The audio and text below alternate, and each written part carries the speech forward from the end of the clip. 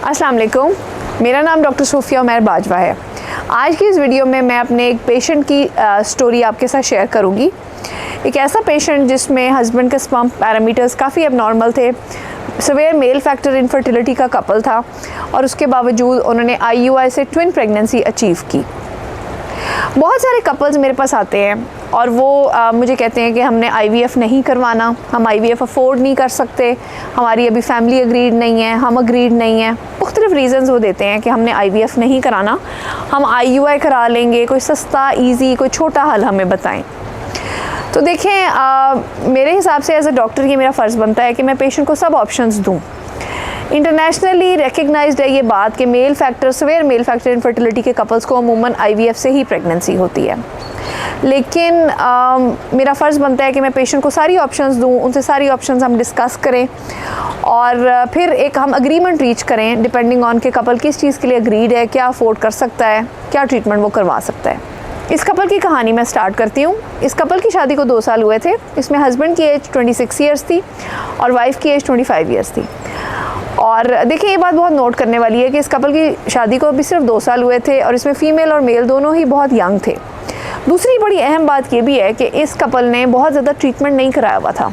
Husband ने भी बहुत ज़्यादा मेडिसिन ट्राई नहीं करके देखी हुई थी और फीमेल ने भी कोई मेडिसिन अभी नहीं ली हुई थी।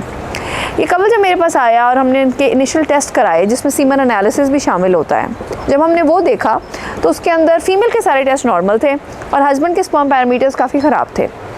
इसमें जो हस्बैंड की इनिशियल सीमन रिपोर्ट थी वो मैं आपके साथ स्क्रीन पे शेयर करती हूँ। इसमें जो हस्बैंड के स्पर्म्स की मॉर्फोलॉजी यानी कि जिसामत थी वो 1% थी, जो कि नॉर्मली 4% से ज़्यादा होती है। जरासीम की जो हरकत थी वो तकरीबन 35% थी, जो कि नॉर्मली 40% से ज़्यादा होती है। और जो जरासीम की कॉन्सेंट्रेशन थी यानी कि जो उनका नंबर था, जो उनकी मिकदार थी, वो 7 मिलियन थी, जो नॉर्मली 15 मिलियन से ज़्यादा होती है। ये कपल इंसिस्टेंट था कि हमने IVF अभी नहीं कराना, आप हमें IUI से ट्राई करें कि प्रेगनेंसी हो जाए।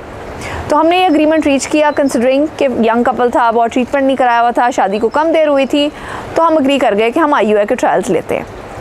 हमने पहले हस्बैंड को 2 से 3 माह मेडिसिन पर डाला और उसके स्पर्म पैरामीटर इंप्रूव हो गए। अब उसकी इंप्रूव रिपोर्ट मैं स्क्रीन पे शेयर करती हूँ।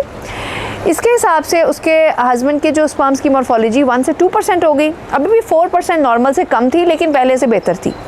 जो स्पर्म की मोटिलिटी थी वो 35 से तकरीबन 37-38% हो गई, जो कि पहले से बेहतर थी। और जो स्पर्म्स का नंबर यानी कि कॉन्सेंट्रेशन थी यानी कि मिकदार थी वो तकरीबन 36 मिलियन पे चली गई।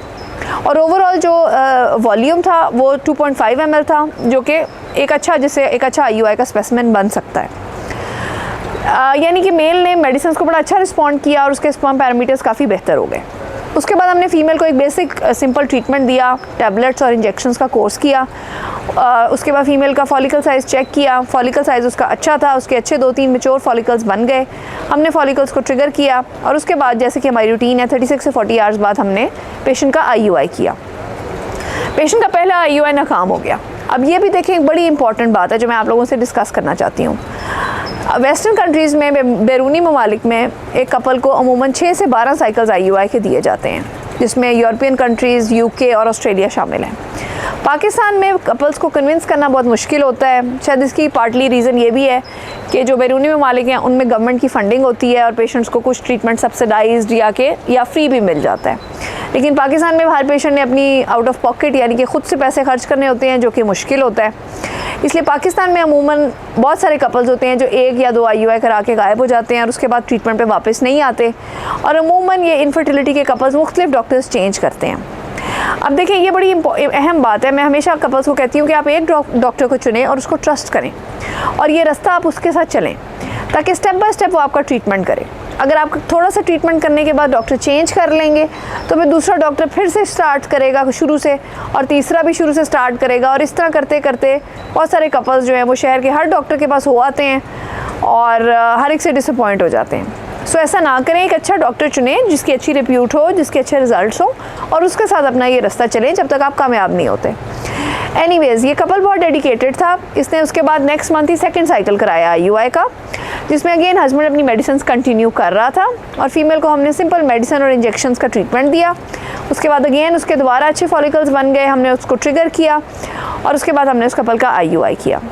सेकेंड IUI में इस कपल ने प्रेगनेंसी ना सिर्फ अचीव की बल्कि ट्विन प्रेगनेंसी अचीव की और उसके बाद उसके दोनों बेबीज़ की हार्ट बीट अल्ट्रासाउंड पे दिख गई और आजकल इस पेशेंट की प्रेगनेंसी का 4th मंथ चल रहा है। ये एक ऐसा कपल था जिसमें सवेयर मेल फैक्टर होने के बावजूद इस कपल ने IUI से कंसीव कर लिया और इसको IVF की ज़रूरत नहीं पड़ी। इस कपल की कुछ बातें बड़ी अहम हैं जो कि मैं दोबारा हाईलाइट करना चाहूँगी। इसमें सबसे अहम ये है कि इसमें फ़ीमेल की एज सिर्फ 25 ईयर्स है। दूसरी बात, शादी को सिर्फ 2 साल हुए। तीसरी बात, इस कपल ने बहुत ज़्यादा ट्रीटमेंट नहीं कराया, इसलिए इस कपल में IUI कामयाब हुआ। देखिए, ये एक नोन फैक्ट है कि मेल इनफर्टिलिटी के बहुत सारे कपल्स को प्रेगनेंसी IVF से ही अचीव होती है, लेकिन चंद एक कपल्स ऐसे भी हैं जो कि अगर हस्बैंड मेडिसिन को रिस्पॉन्ड कर जाए, उसके स्पर्म पैरामीटर्स बेहतर हो जाएं, तो IUI से कंसेप्शन भी मुमकिन होती है। लेकिन IUI एक ऐसा इलाज है जिसके लिए सब्र चाहिए और वक्त भी चाहिए, और असूलन कम से कम 3 से 4 दफ़ा आप IUI से कोशिश करें, और अगर आपको फिर भी प्रेगनेंसी ना हो, फिर आप लोग IVF के बारे में आपको सोचना चाहिए। अगर आपको मेरी ये वीडियो पसंद आई है तो मेरी वीडियो को लाइक करें, इसको शेयर करें और मेरी वीडियो के बारे में कमेंट्स करें। अगर आप चाहते हैं कि मैं किसी स्पेसिफिक टॉपिक पे वीडियो बनाऊं तो वो आप कमेंट्स में ज़रूर लिखिएगा, और लास्टली बेल का आइकन दबाना ना भूलिएगा। Thank you.